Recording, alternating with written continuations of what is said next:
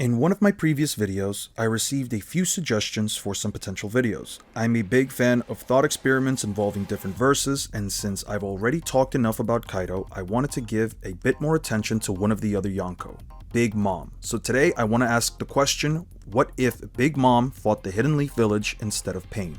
For the purposes of this video, I will be swapping out the 6 paths of Pain, Nagato, and Konan for Big Mom and her special homies, Prometheus, Zeus, and Napoleon. She will be following the same story beats as Tendo Pain, while Zeus and Prometheus will do the jobs of some of the other paths, like collecting information for her and outright causing mayhem. She will fight the same opponents Tendo fought, like Kakashi, Choji, Choza, and Naruto. I will try to keep her in personality as much as I can, while trying to stay as faithful to the story beats of the arc. This version of Big Mom will be the one from Whole Cake Island, and she may also be susceptible to her hunger pangs. Finally, I will be equalizing the power systems specifically for Big Mom for this video.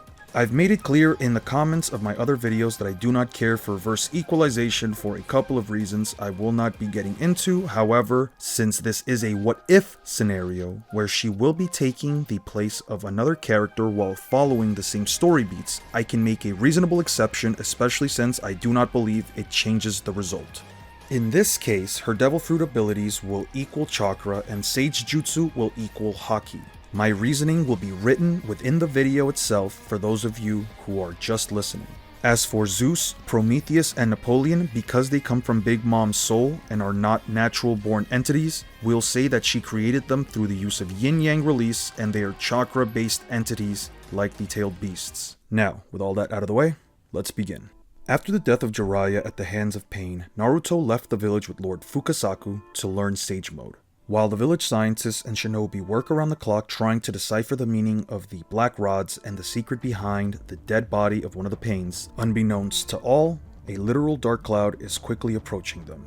Charlotte Linlin, aka Big Mom, the Amaikage of the village hidden in the sweets, is on her way to the Hidden Leaf Village to eat some delectable ramen from the famous Ichiraku ramen. But as a cruel twist of fate, Ichiraku and his daughter have been outside of the village on vacation at some hot springs for some time now. Big Mom approaches the village while flying on Zeus, her special homie Stormcloud that can both generate rain and powerful bolts of lightning. When paired with Prometheus, they can manipulate the weather and create extremely dangerous thunderstorms. Both Zeus and Prometheus are intangible to regular attacks, including those made from armament haki, and can easily reshape themselves. It should be noted that Zeus can become weaker as he discharges massive amounts of electricity and does have to eat more electricity to regain his size and strength. Both special homies are susceptible to specific elements like water or electricity. In Prometheus's case, it would take a large quantity of water to just slow him down. As for Zeus, if he's struck by an electric-based attack, he will unwillingly discharge his lightning, even possibly harming Big Mom. However, both homies can regain their strength by eating fire and electricity respectively. As Big Mom flies above the village, she will be jumping down on her own, landing in the center of the village like the paths of Pain. She will send Zeus and Prometheus to look for the Ichiraku ramen's location, since Napoleon, her bicorn sword homie, can receive telepathic signals from the other special homies and relay them back to Big Mom. Because she penetrated the village's barrier, she would immediately alert the defense shield cell of the Leaf. Not to mention, it would be pretty hard to miss a 28-foot tall lady walking around. The Leaf's first line of defense would likely have to notify the Hokage and request backup at this extremely rare site, especially since they would also notice the special homies. Big Mom will ask the surrounding scared villagers life or ramen, and not knowing what she means by this, she extracts their souls and applies them to the rubble, creating homies out of the debris to help search for Ichiraku. Zeus would fly around to ask the people around him where the ramen spot is, and the villagers would run away at the sight of a large talking cloud, while Prometheus would likely notice the Leaf's ninjas gathering and begin an offensive approach. As Big Mom moves around, she would run into Iruka and ask him where the ramen guy is. Not knowing that he's on vacation, but not one to sell out a comrade or a villager, in the midst of all this chaos, he would deny her the information, to which she will try to kill him. Now, the first small deviation I would have to go with is that Kakashi can't stop her punch the same way he stopped Tendo's black rod. The difference in size and strength would mean she would also crush him, so in this case, he would grab and move Iruka out of the way. Kakashi would use the Earth-style mud wall in this case to stop the next attack from Big Mom, but she would blast right through it. He tries to land a lightning blade on her since he may assume that she's slow for her size and it would most likely not penetrate her skin. Big Mom's skin is so durable that it is compared to a blimp made of steel. And it's so tough that it's said no weapon can pierce her. She can even shatter a steel spear with her teeth. She would likely tank the attack, and as Kakashi stops, she will swat him away. Now, assuming that Kakashi could survive the hit and get up from the rubble, he tries to attack her with a Lightning Beast running jutsu. This attack would be completely useless against her since Big Mom can tank a Weather Egg enhanced lightning blast from Zeus, which left a massive crater bigger than her, and she was completely unfazed. At the same time, the Leaf Shinobi are occupied attacking Prometheus and Zeus while they're trying to gather information. They would realize that most of their jutsu and weapons are virtually useless against the special homies since they are basically intangible. For the sake of an argument and fairness, I will agree that any shinobi combating Prometheus would likely try to use some kind of water-style jutsu against him. Whether or not it can stop his attacks or weaken him is only part of the problem. I can't say for certain that they would realize that Zeus is susceptible to lightning attacks, especially since there isn't any precedent to go off of. These are unnamed shinobi and he uses lightning jutsu himself. Since the special homies in this case would be made from Big Mom's soul jutsu, they would also fall in line with the weaknesses and strengths of chakra natures. Even though Zeus has never really had to deal with wind-like attacks, because he would be a talking lightning chakra entity, wind-style jutsu should be more effective against him, but the Leaf shouldn't have any unnamed wind-style users that are strong enough to put him down either.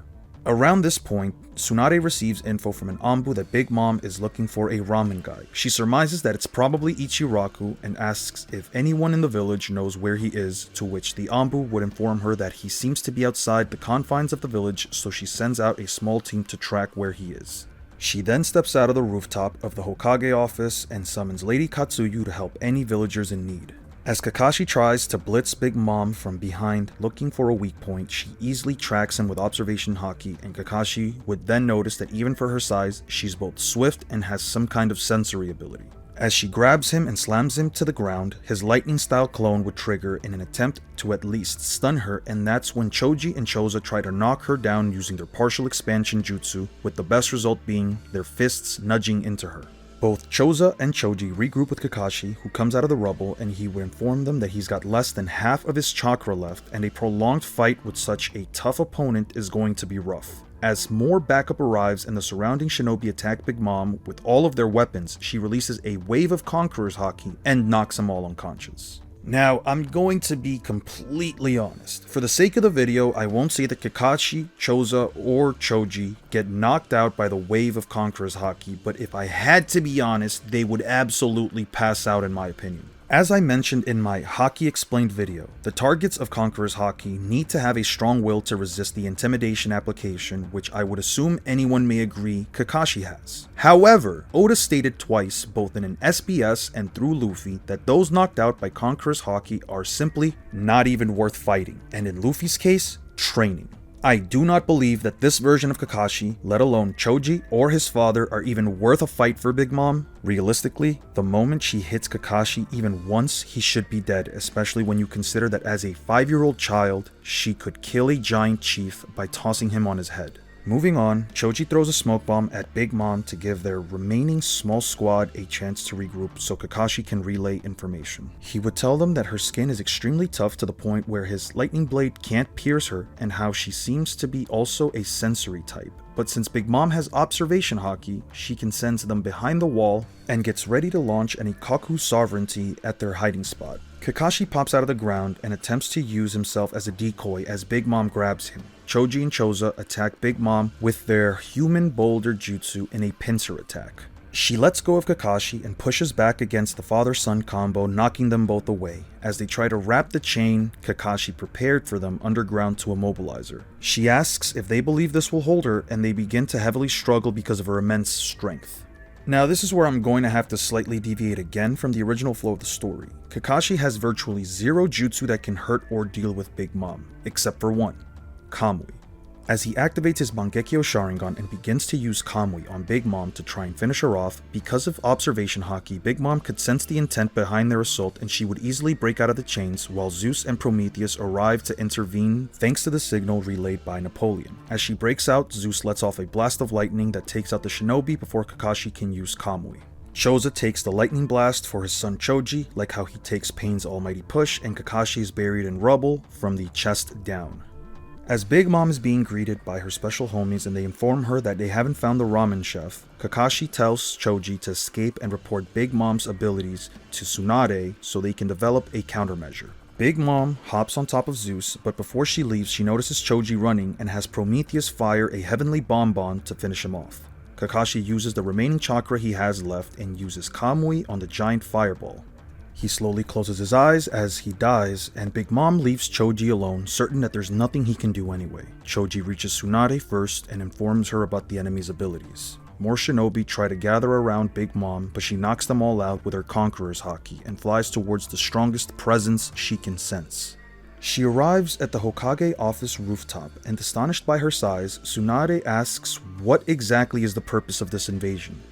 Big Mom says she heard tales of a one-of-a-kind delicious ramen that originated from this village. A ramen so rich and flavorful that even the most honored and battle-hardened shinobi partake in it every now and then. She says that she must taste this delicious meal as she has tasted delicacies from all over the world.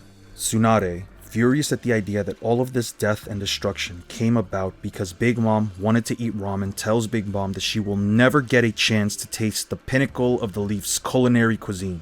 Outraged at all the setbacks and weaklings that continue to impede her from eating her mid-morning, pre-afternoon merienda, post-brunch meal, Big Mom begins to shake as she raises her head and lets out a massive scream yelling, "Ramen!" With a blast of Conqueror's haki, she knocks out all of the shinobi and bystanders in the immediate area except Tsunade. She flies up high above the hidden leaf and with both Prometheus and Zeus causes a massive thunderstorm on the same scale as a natural disaster, destroying the leaf with large blasts of lightning and sending down a giant fireball in the center, leaving a massive incinerated epicenter. Now this is by far the most I will have to divert from the storyline. Big Mom and Pain do not fight even remotely the same. Pain came to the village for Naruto and Big Mom is there for ramen, so she does not need to keep Naruto alive. As for the Toads, the best I can do is have them fight Zeus and Prometheus in a 2v3 since Napoleon doesn't fight on his own. As long as she's under the effects of her hunger pangs, Big Mom may act in an uncontrollable manner, but she still retains a degree of consciousness. Her actions will be deemed with a certain level of irrationality. As most of the village is now in rubble, Big Mom floats back down yelling, "Ramen!" And out of nowhere a giant cloud of smoke pops up. As the smoke cloud disappears, Naruto is standing on top of Gamakichi and Gamabunta with Gamaken and Gamahiro at their sides. As Tsunade comes out of the rubble, her Byakugo seal is completely gone after saving the other villagers from the storm with the help of Lady Katsuyu. Naruto is unsure of where he is, but he can hear a large woman yelling out for ramen.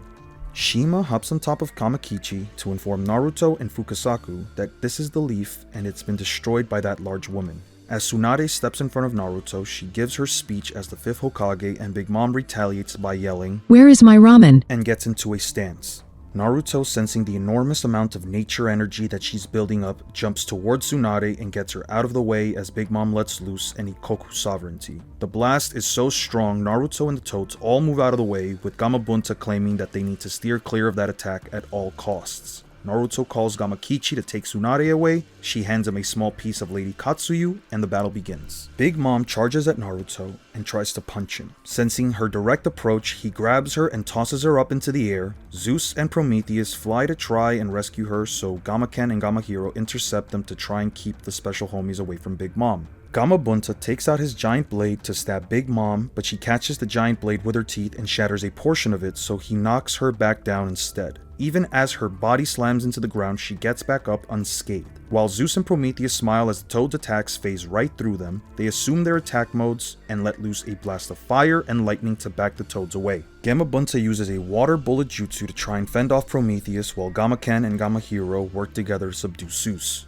Naruto takes advantage of the chaos and sends 2 shadow clones to charge at Big Mom, each with a Sage Art giant Rasengan. but the best they do is slightly push back Big Mom. She turns to look at the clones and before they can move, grabs both clones each in one hand and slams them into the ground while yelling, "You're not ramen!" Surprised that she could take 2 giant Rasengans without so much as a scratch, Naruto looks to Lady Katsuyu, who informs him that the enemy's skin is unlike anything they've seen before. It's almost as if her skin was made of steel. Fukasaku also mentions that he senses an enormous amount of natural energy emanating from her body. He says she must also be some kind of sage since her utilization of senjutsu is foreign to him. Naruto creates 2 more shadow clones and unveils his strongest attack, the Rasen Shuriken. He yells at Big Mom and tells her to shut up about ramen and throws it at her. Without a second thought, Big Mom looks at the giant whirling massive chakra and yells, "That's not ramen!" as the Rasen Shuriken expands and hits her head on, knocking her away. On the other half of the battlefield, the giant toads begin to struggle with these special homies. Without any way of actually hurting Zeus and Prometheus, both Ma and Pa jump in to assist them. Fukasaku uses his water-style jutsu to help Gamabunta deal with Prometheus, while Shima uses her wind style to help deal with Zeus's lightning.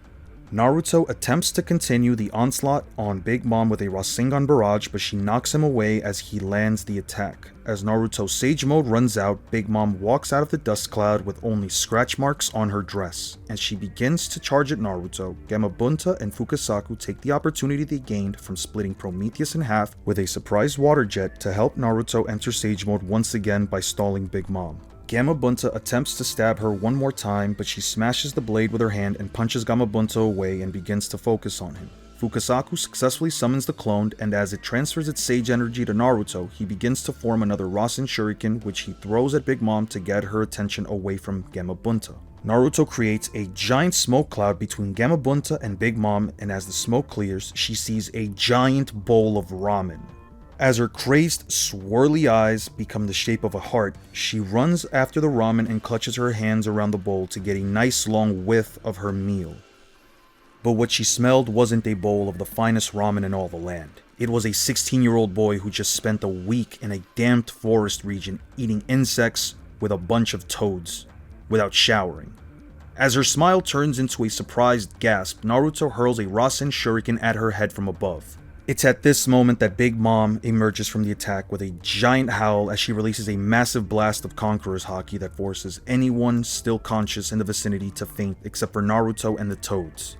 She yells for Zeus and Prometheus, but the giant toads lunge at her first to take her down in hopes that this will also eliminate these special homies. Big Mom, in a rage, takes all of their attacks head on, crushing their weapons and knocking each of them away from the village with a single punch, taking them out of the fight. Ma and Pa regroup and decide to use the Frog Song Jutsu to hopefully immobilize Big Mom, but Zeus immediately blasts them with a bolt of lightning, and Prometheus, now reformed, shoots another set of Heavenly Bonbon, which Naruto stops with another Rasen Shuriken. As his Sage Mode runs out, Big Mom grabs him in the ensuing chaos and slams him into the ground. At this point, Big Mom yells one last time, "Ichiraku Ramein!" and just as she's about to crush Naruto for the last time, Ichiraku appears. The Sage of the Six Bowls himself. He pulls out a bowl of ramen from his luggage and hands it over to Big Mom, who loosens her grip as soon as she gets an aroma of real ramen. He says that his vacation with his daughter was nice, but the food was too expensive and the journey back was long, so they made a few bowls before they left to have something to eat on the way. The Anbu Tsunade had sent found them on the way back and brought them to the village as soon as possible. While not enough food to satiate Big Mom's hunger, the bowl of ramen was delicious enough to stop her hunger pangs. With her state of mind now somewhat rational, he tells her to wait for some time so that he can make her more. It was a miracle that only his shop wasn't destroyed, so after some preparations were made, Ichiraku unveiled to Big Mom a massive bowl of ramen and even poured a second regular-sized bowl for Naruto, who worked so hard to save the village. As she finishes her food, she thanks Ichiraku for being so polite and especially for his delicious ramen, which is second to none. As she gets ready to leave, she says that the ramen was so delicious she will forget about the minor transgressions that happened today. She hops on Zeus and flies away back to her hidden sweet village. The sun sets over Konoha, laid in ruins by a large woman who simply wanted to eat noodles. The villagers gather around Ichiraku as they raise him above their heads, cheering for his food.